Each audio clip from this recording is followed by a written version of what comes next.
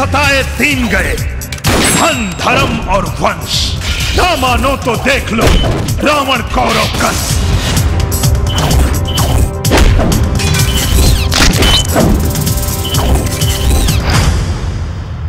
हम बरगद बनकर छांव जमाने भर को बांटते रहे और हमारे अपने ही हमें रोज थोड़ा थोड़ा काटते रहे।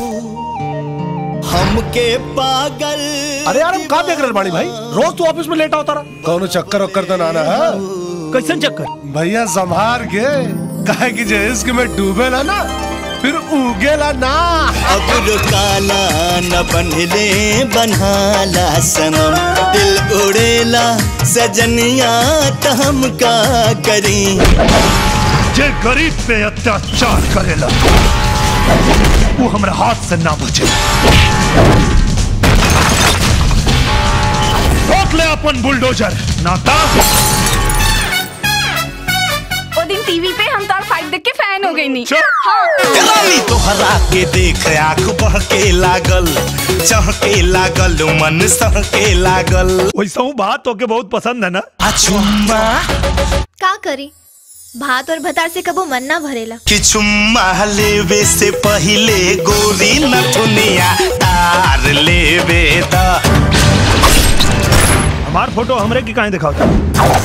एकरा में और तोरा में जमीन आसमान के फर्क बा। तू सिर्फ नाम के राजा बाड़ा और ही दौलत के राजा बा।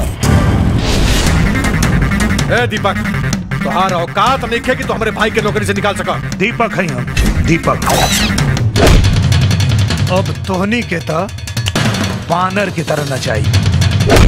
फूलवा के देख पागल आइल बाटे भंवरा, आई के लिपट जाई हो। कौन चुमुक बाटे तोहरा भीतरिया करेला मन सट जाई हो। पानी सर से ऊपर हो गई बा, तू दीपक के रास्ता से हटा दे।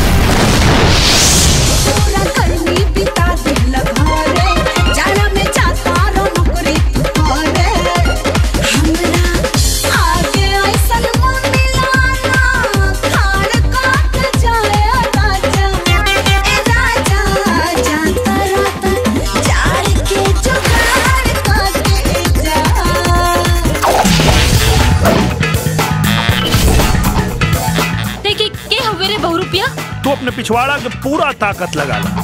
तोरा पिछवाड़ा से हवा तो निकली लेकिन तू साबित ना कर पाई कि हम दीपक ना है। आरती के साथ हमार सगाई होता। सगाई करबा तू और सुहाग रात मनाई हम। काले कहीं पाइप से पिए के जूस के स्वाद और बढ़ जाई। अरे जूस ना तो हम जमाल खोटा पियाई बेटा। पैसा केकरा अकाउंट में बा?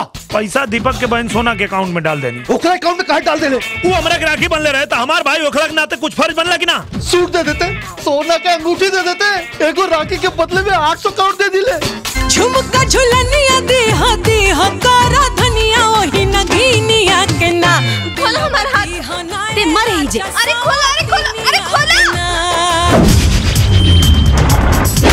अब आग फाड़ फाड़ के देख लसन आ गए ने हमार भैया तोहनी के पाप के अंत करे खातिर। हाई जोन तू स्कूल खोल के चलावत आरू, एकर मास्टर डिग्री हमरा लगे। ये खेल तो के बहुत महंगा पड़ी दीपक। महंगा सस्ता के पता तो तब चले जब ये खेल खत्म हो। अभी तक शुरुआत भइल।